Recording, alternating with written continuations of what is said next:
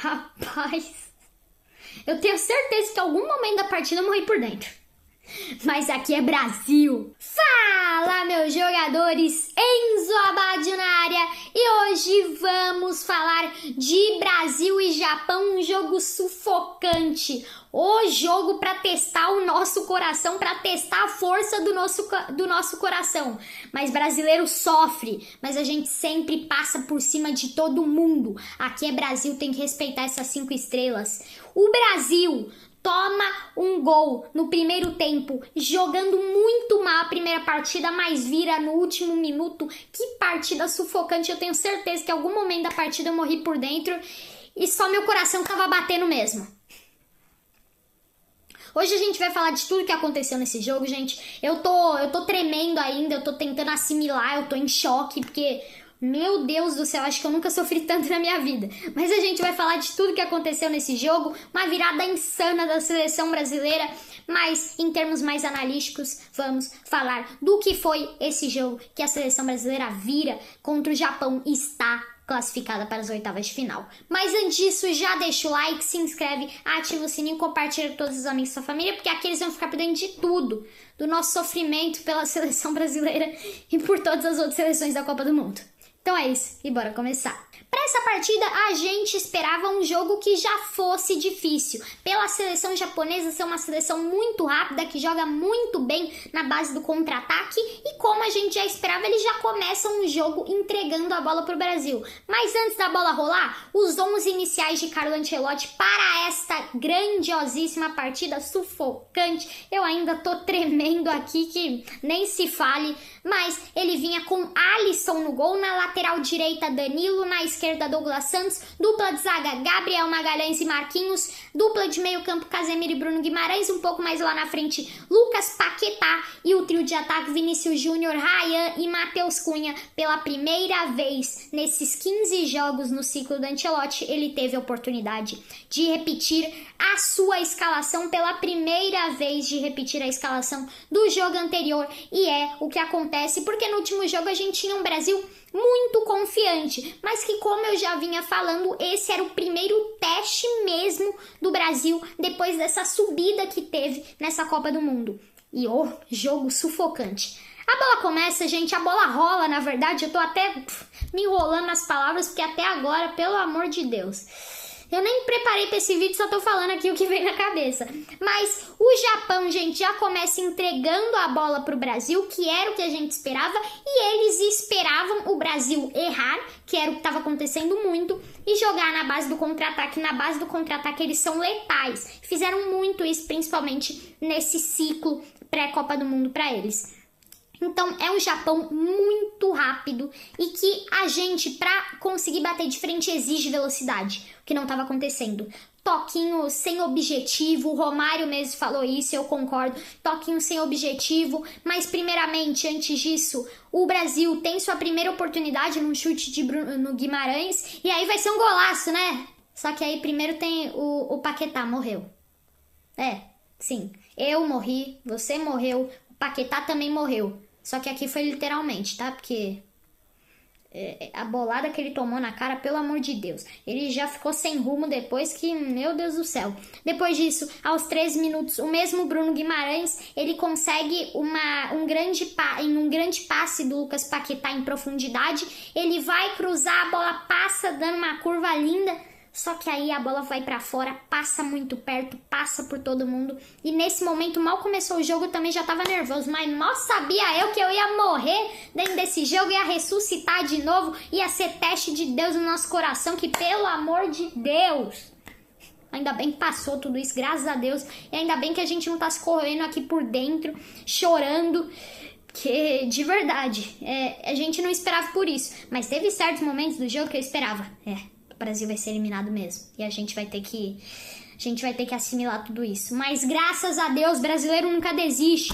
Mais uma vez a gente prova isso. Mas depois disso, gente, aos 14 minutos, Casemiro recebe um cartão amarelo, o que era muito importante para a seleção japonesa, porque dentro de um jogo que os caras jogam muito na base do contra-ataque, manda a bola pro Brasil e seja o que Deus quiser, O Casemiro era um cara muito importante para se eles conseguirem um contra-ataque, ele conseguia ali fazer uma falta que nem ele não fez no Modric na última Copa do Mundo. E como o Marquinhos falou, o jogo contra a Croácia na Copa passada foi um aprendizado e foi mesmo.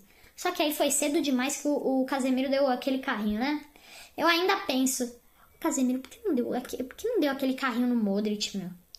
Mas agora é outra Copa do Mundo, se Deus quiser vem o Hexa, porque se eu pensar em todo o sofrimento que eu já passei na minha vida, eu vou morrer aqui de novo e depois ressuscitar. Se bobear, nem ressuscitar eu vou. Mas depois disso, gente, a gente tem um Brasil muito lerdo no toque de bola. E não é questão assim, nossa, o Brasil tá lerdo. Na verdade é questão sim, vamos mandar real? Não queria criticar muito assim não, porque foi um jogo muito difícil, já não tô nem aguentando, senão eu vou ficar aqui tonto, eu vou ficar nervoso, meu. Minha pressão vai cair, mas vamos lá. O Brasil, ele tinha que ter estudado o adversário e pelo que estava acontecendo parecia que não estudou o Japão, porque sabe que o Japão é um time muito rápido.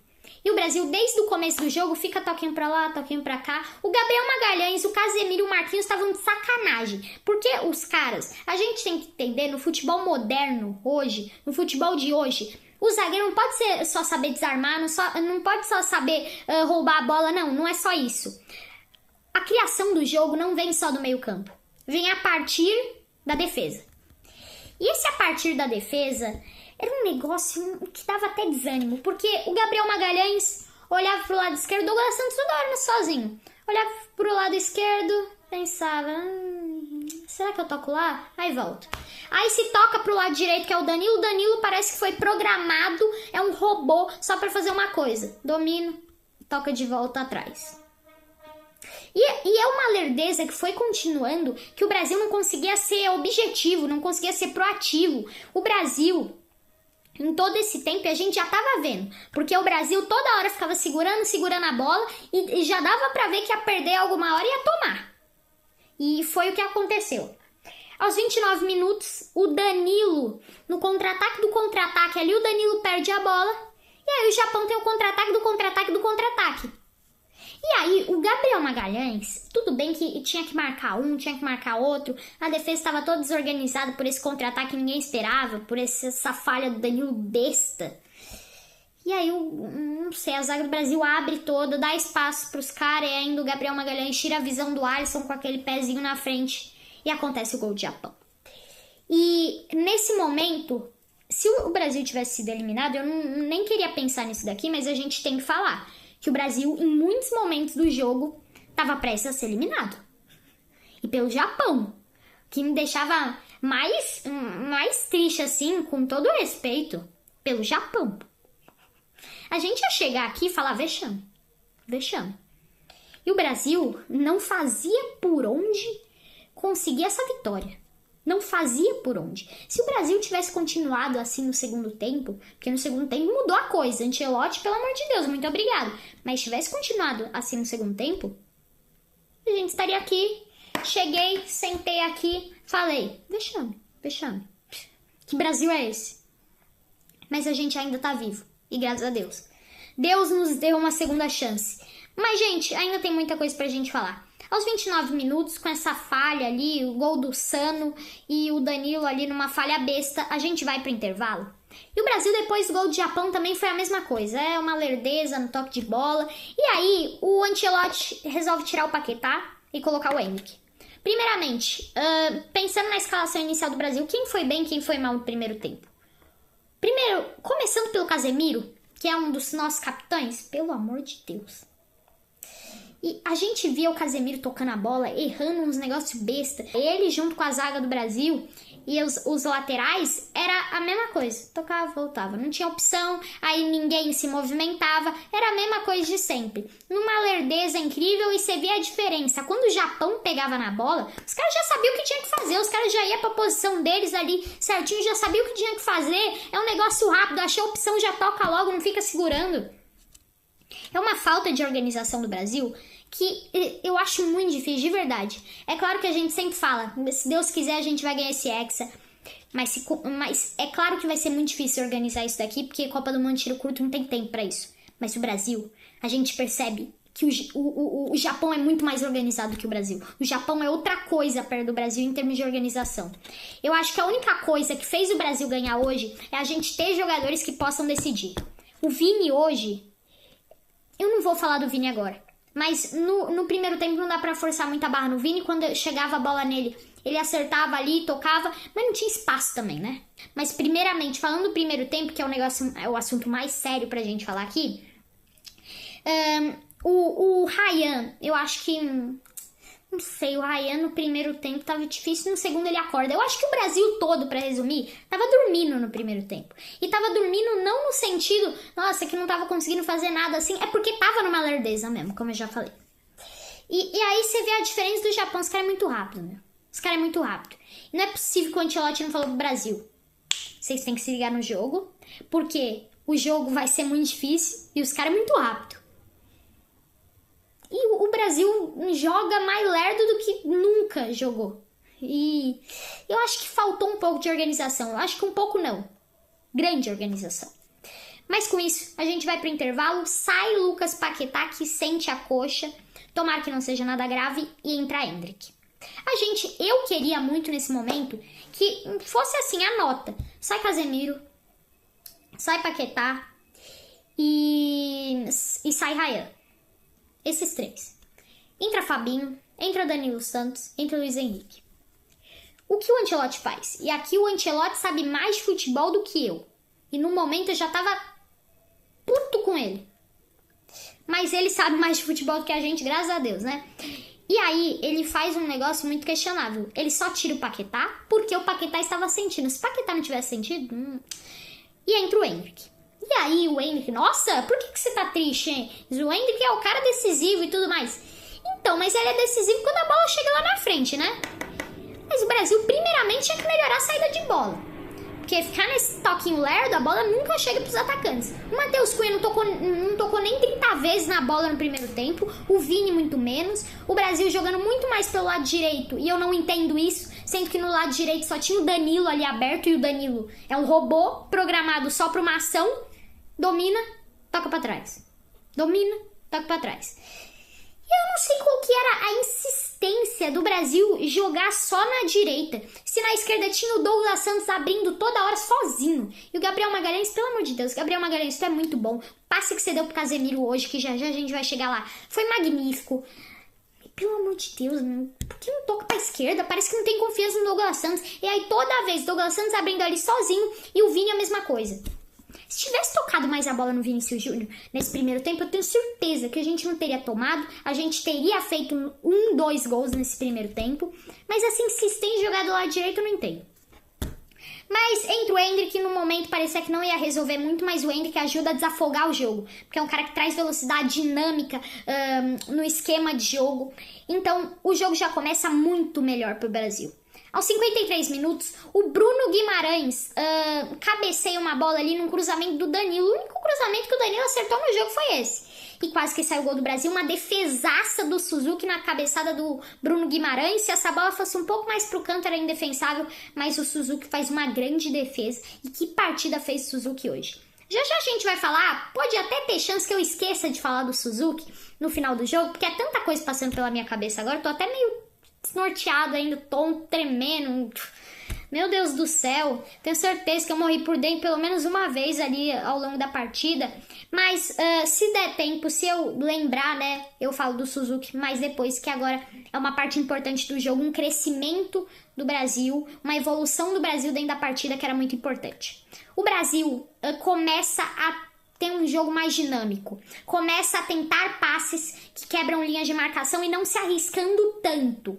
E com isso o Brasil melhora muito mais, jogando muito com a base, com a individualidade do Vinícius Júnior, que ajuda muito. O Vini, pelo amor de Deus, eu acho que, é claro que o Vini, a gente não fala tanto dele nesse jogo, porque o Vini não teve tantas bolas assim pra finalizar, mas o Vini jogou muita bola hoje. O Vini jogou, e não só hoje, como nessa Copa do Mundo toda.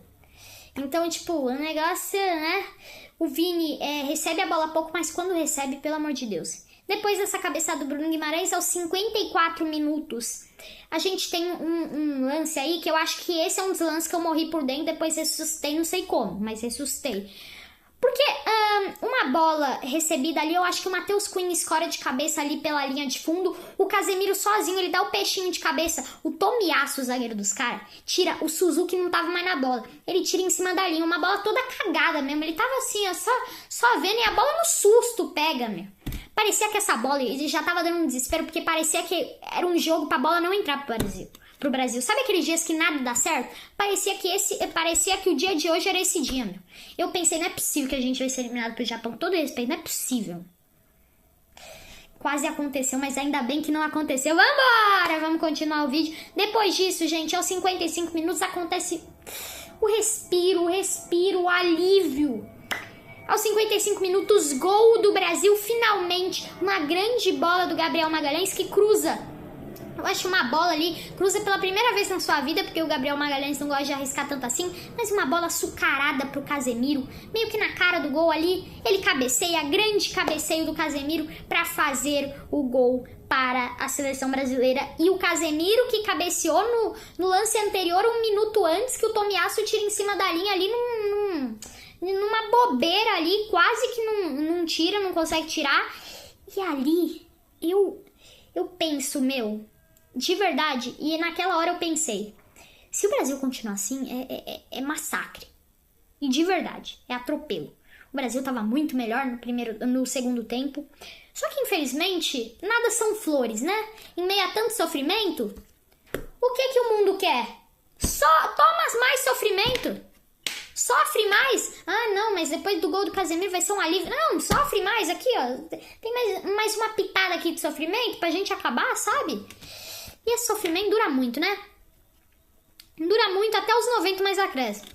Porque o Brasil, depois desse gol, o Brasil continua assim, indo pra cima. E aos 58 minutos... Meu Deus do céu. Meu, eu até fico tremendo de lembrar. O Vini ia fazer o gol da Copa. E não só o gol da Copa. Gol da história do futebol. O gol da história do futebol. Sabe aqueles vídeos de YouTube? Os 100 melhores gols da história do futebol. Os 100 melhores gols da história do futebol brasileiro. O Vini ia entrar em top 1, isso daqui fácil. Ah, mas e o gol do Richarlison? O gol do Richarlison não é nada do que o Vini ia fazer nesse jogo. Do que o Vini ia fazer nesse lance. O Vini já domina a bola. Ali o Endrick já consegue... Eu acho que era o Endrick. Já consegue ali desafogar o jogo. Uma bola que tava difícil ali na saída de bola. O Vini já domina... Uma bola muito difícil. E já domina canetando o zagueiro deles. Que o zagueiro fica até desnorteado. Coitado dele. E o Vini sai. E eu tava aqui desesperado. Toca no Endrick. Toca. Mas ele vai lá. E ele faz o fake. Ele finge que vai cortar pra lá e depois toca de volta. E aí ele manda de biquinho. E o Suzuki... Desculpa, mas o Suzuki é que desgramado. Meu Deus do céu. O Suzuki faz uma defesa incrível com a ponta dos dedos. Essa bola não entra, meu. E eu ainda tô desesperado. Imagina, eu estaria aqui chorando, de verdade, falando isso se o Brasil tivesse sido eliminado. Graças a Deus que não foi eliminado. Meu, essa bola tinha que ter entrado, meu. Ia ser um gol que eu acho que não só o importante era pra virar esse jogo logo, pra não ficar nesse sofrimento que a gente viveu até os 90 mais 6, que o Martinelli vai fazer o gol ali da virada, mas já a gente chega lá. Mas ia ser o gol do ano, meu. Eu ia poder falar, eu vi esse lance do Vinícius Júnior e eu ainda vi. Só que aí, o que eu fico... Porque eu vou me lembrar sempre desse lance. Mas o que eu fico pensando, o mundo todo, meu, vai falar... E aquele jogo do Brasil lá? Eu acho que ninguém vai parar pra pensar daqui 50 anos. E aquela jogada do Vini? Porque não foi gol. Se tivesse sido gol, o gol da virada, o gol da decisão... Meu, o mundo ia estar... Nossa, meu, o Vini... O Vini, se fizesse uma de Andreas Pereira na final da Copa do Mundo, todo mundo ia estar... Ah, tá bom, tem crédito. E essa bola não entra. Eu poderia estar falando aqui o que eu senti nesse lance até amanhã. Mas o vídeo já tá aqui, eu acho que pelas minhas contas já deve estar uns 15, 20 minutos. Então senão esse vídeo aqui vai durar 24 horas pra mais. Mas vamos continuar, porque depois disso daí, gente... Vamos terminar logo que eu tô meio tonto, assim, sabe? Só de lembrar do sofrimento é difícil. O Brasil segue indo pra cima, mas já começa a ficar cansado. Já tinha que ter colocado o Luiz Henrique, não coloca o Ancelotti, mas o Ancelotti sabe mais de futebol do que eu. O Ryan cresce no jogo, o Casemiro em si cresce no jogo, esqueci de falar, mas depois desse gol do Brasil no Casemiro, a gente tem que falar. Que subida do Casemiro. Não, subida o quê? Na bola aérea, na cabeça? Não, na atuação dele, subida. E o gol dele representa muito isso, porque ele sobe alto e faz o gol. Mas que subida do Casemiro. E esse é o Casemiro que a gente precisa. Tudo bem que o Casemiro, por estar mais velho, o Casemiro tá lerdo. E desculpa, Casemiro, por tudo que você faz. Você tá lerdo, meu. Você tá lerdo. Mas esse é o Casemiro que a gente precisa, meu. O Neymar tá lerdo. E aí? Ele consegue achar umas bolas no Santos que ninguém acharia. E aí todo mundo pedindo Neymar. Por que não colocou o Neymar? Se tivesse colocado o Neymar antes. Eu nem vou entrar nessa discussão. Porque o Neymar, fora de ritmo. O Neymar, vocês viram contra a Escócia? Fora de ritmo, meu. O Neymar não ia conseguir arrumar nada. Desculpa, meu. Aí vocês devem estar pensando, não, você que é o bom, Enzo. Meu, com todo respeito, eu amo o Neymar. Eu amo o Neymar. Como pessoa, não, mas... meu, como jogador, eu amo o Neymar. Um dos meus ídolos. Mas o Neymar já dava pra ver que naquele tipo de partida, por mais que o cara pode achar uma bola ali no final do jogo... Uma bola decisiva, mas o Neymar, se você vê contra a Escócia, o Neymar tá totalmente fora de ritmo. E ele não vai conseguir recuperar isso até a final da Copa. Então, se a gente chegar lá, porque hoje já era pra gente ter sido eliminado, infelizmente. E essa frase é dura. Mas o Brasil quase foi eliminado pro Japão, meu. E a gente tá rindo agora, né? A gente tá rindo. Mas nesse momento a gente estaria em lágrimas se tivesse sido diferente. Se o Ancelotti não tivesse mudado isso daí... Meu Deus do céu, Ancelotti, te amo. Te amo, um beijão aí pra você, pra toda a sua família, que Deus te abençoe o máximo possível. Mas, gente, aos 90+6, jogo muito tenso, o Martinelli faz o gol da vitória. Que bola do Bruno Guimarães! E um lance muito parecido, o Suzuki ainda toca na bola, meu. A bola vai, na hora que o Martinelli chuta, recebe aquela bola na área, a bola vai ali, ó, no último lance, meu. Eu já tava pensando na prorrogação, já tava pensando ali na minha cabeça. Gente, coloca o Luiz Henrique já, Ancelotti. Prorrogação agora, né? Já coloca o Luiz Henrique. E o que tava passando na minha mente, meu, era um filme de terror. Por quê? Porque ontem, não sei, praticamente eu acho que ninguém viu, mas Canadá e África do Sul, primeiro jogo da fase 16avos, o jogo totalmente, assim, disputado e tudo mais, e o Canadá faz gol no último minuto. Eu achei que isso daí ia acontecer com a gente, contra a gente. Mas Deus é bom e aconteceu a favor de nós. Desculpa, japonês, que também... Mas deu nós, meu. Deu nós. Tem que respeitar essas 5 estrelas. E o Suzuki, continuando, ainda toca na bola. A bola entra em câmera lenta. E a bola bate na trave. Um lance muito parecido ali com a defesa do Suzuki no lance do Vini. Que na hora do Vini não entrou. Aí eu já tava pensando quando essa bola passou em câmera lenta. Meu Deus, não é possível que essa bola não vai entrar também. Não é possível. E essa bola entra. Deus é bom. Deus é bom. Mas pelo amor de Deus, que sofrimento. Que sofrimento. Eu acho que hoje a gente não conseguiu. Eu disse que eu ia analisar e tudo mais. A gente falou aqui dos lances, mas não deu pra analisar assim muito bem, porque eu ainda tô tremendo, gente. Pode ficar isso pra outro vídeo, se vocês quiserem. Eu pego depois, quando eu tiver mais calmo também, porque eu acho que todo mundo, nesse momento, você que tá assistindo o vídeo, ainda tenho certeza que tá tremendo, meu, se você não tiver um coração de pedra. Mas, gente, se vocês gostaram do vídeo, já deixa o like, se inscreve, ativa o sininho e compartilha com todos os amigos e sua família, porque aqui eles vão ficar por dentro de tudo. Não só do nosso sofrimento, porque isso daqui é uma coisa ruim, mas infelizmente felizmente a gente conseguiu ganhar. Mas também de todas as outras seleções dessa Copa do Mundo, tudo na maior Copa do Mundo da história. E aqui no canal Isabate você vê tudo. Você vê tudo, não só com o Brasil, mas com todo mundo. É isso, eu vou ficando por aqui. Hoje jogo sofrido, hein? Depois eu vou tentar pensar em quantas vezes que eu morri dentro desse jogo. Pelo amor de Deus. Fui!